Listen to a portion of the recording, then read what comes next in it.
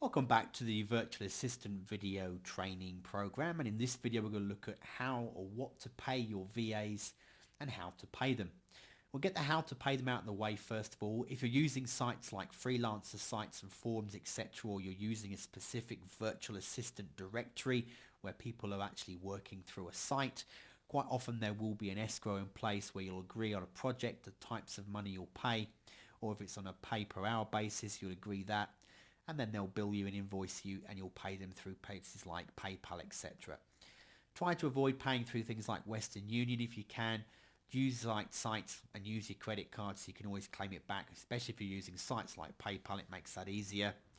And where you can, try to use an escrow service until you're actually up and running and you've used them a few times and you're quite comfortable with how you're paying them and the work quality that they're delivering.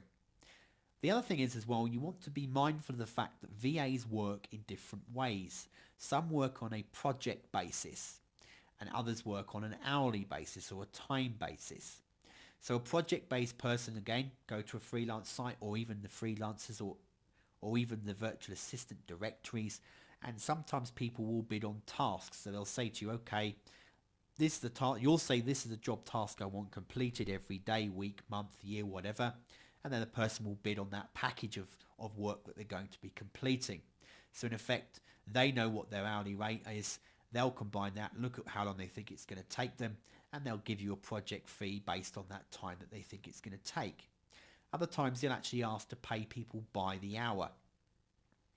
In this case, you actually only pay for the work that they actually do, and therefore you're paying them on an hourly rate. Now, if you're in the US, you can pay anything from 10 to 50, sometimes 25 to 80 an hour. Depends on what kind of specialty the VA has, because as we've already covered, they can do some very complex tasks for you, so their rates might be a lot higher, and you can get people for a lot less if you're using overseas people. But again, rates and prices are increasing all the time.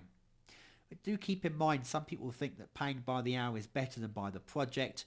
But sometimes if you think about it, if you're actually having a VA bill you by the hour, they're going to include everything such as conversation time, emails back and forth, discussions about new projects and project scope. All of that time, even their thinking and research time, is going to come into play, and they're going to bill you for those hours that they work, not just for the project.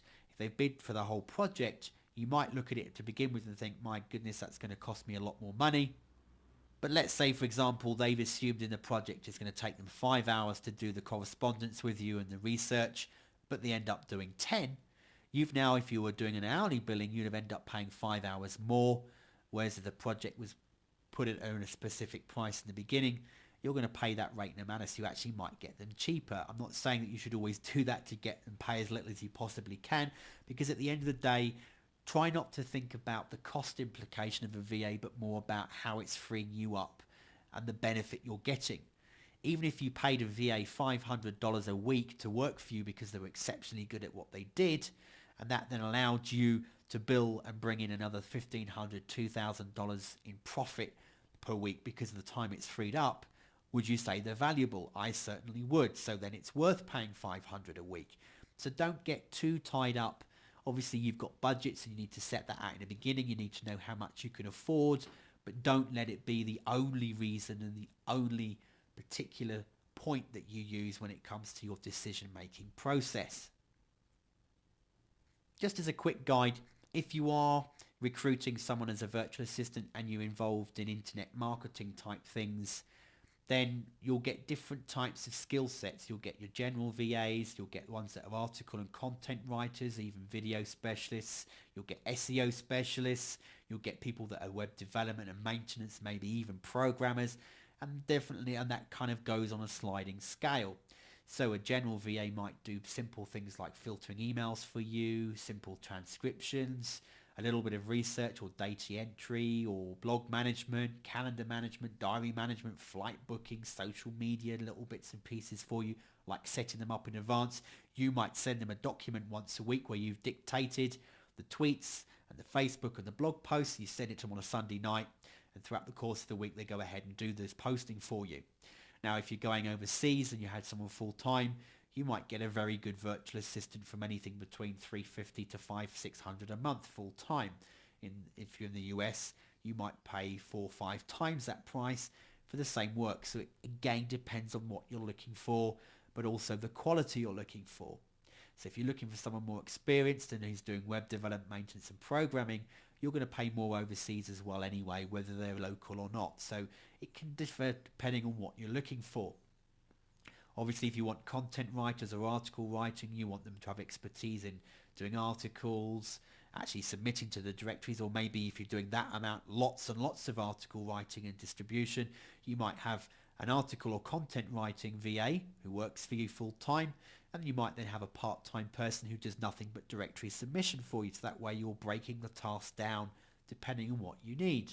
They might be doing article spinning, or they might be doing blogging posting, or whatever it is. But again, you'll pay a bit more, and you might pay between $400 and $600 a month for someone who's doing article writing for you. Keyword research, niche marketing. They're doing an analysis on page optimization, off-page, link building, blog management. They might be doing simple benchmark testing for you, split testing. They might do some of your branding for you in your social media. So they actually might be using their own imagination to start branding your company through social media.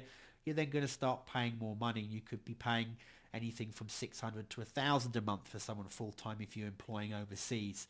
Again, if you're playing locally, you might pay more. And then for web development, maintenance and program, expect to pay anything from $600 to well over $2,000 a month, even if they're overseas, because these people know their value and prices have been climbing year on year and are now costing a lot more, especially if you're looking for people who are perhaps excellent programmers or they can make plugins. So you're outsourcing that type of work, then these are more complex VAs in your business that you might be outsourcing to, and they're going to be higher in demand of what kind of salary they're looking for. So if you're looking for people, go along to sites like Odesk. If you're looking to recruit virtually, you're not looking perhaps at Craigslist for local, and just go through and type in what you're looking for. So virtual assistant, you might be more specific on the task that they're going to be doing, and look at the types of posts, the categories, what types of tasks they want people to be doing, where they're looking to recruit from, the type of pay they're offering, how many people have bid on that, and the average kind of bid that's being put in place. And you'll get the idea then of what people are willing to work for versus what people are paying in your market for the types of jobs you need them to do. And that way you can get a better idea of what to pay your VA. And then also we've discussed how to pay them through sites like, if you're doing Odesk, you can pay it through escrow, or you can use services like PayPal. And that's the best way to pay your VAs.